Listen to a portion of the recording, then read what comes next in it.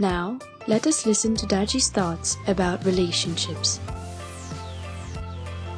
Daji explains how the second law of thermodynamics plays out in our relationships, leading to disintegration and breakdown, and shares with us the inputs needed to overcome entropy, bringing stability and harmony.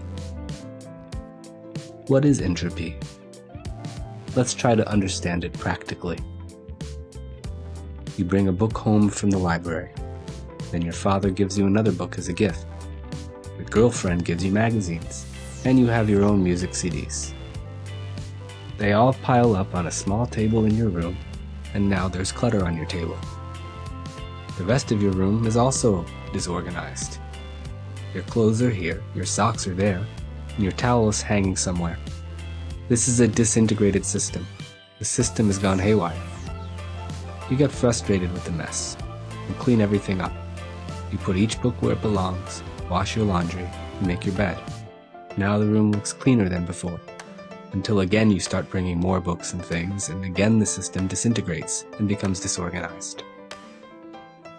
To keep things in order requires constant energy input.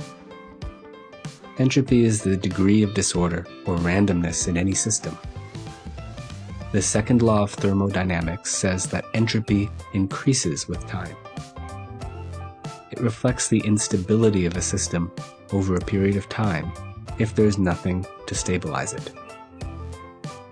In human relationships, we have interactions day after day, and these relationships also become higgledy-piggledy.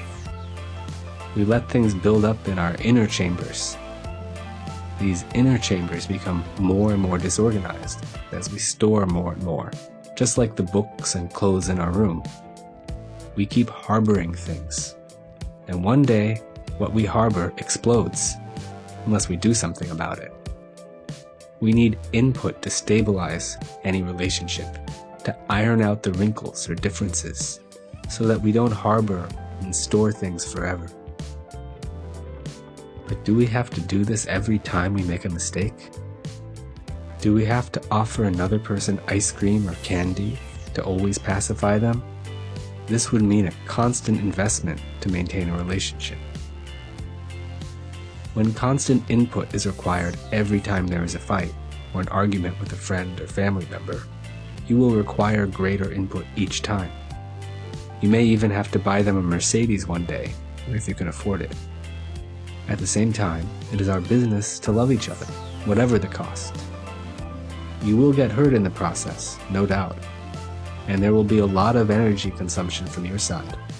But if you are prepared for it, the relationship will improve.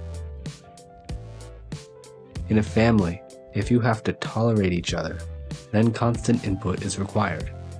In situations where you have to give constant emotional input, it is a broken family, even though you may be together.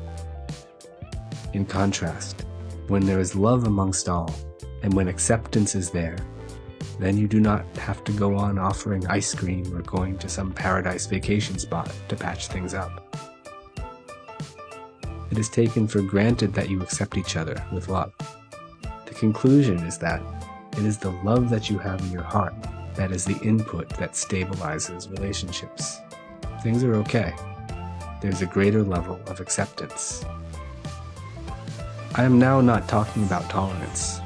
Tolerance may be a great virtue, but when you feel, I can't tolerate this person's mistake, love will iron out everything. So that is okay. From where does this love come? From a pure heart, from a truthful, genuine heart. Distrust kills a relationship, but in families where we are taught to love, to sacrifice, to accept, and to remain pure, we are able to let go of everything. We can remove the incompatibility by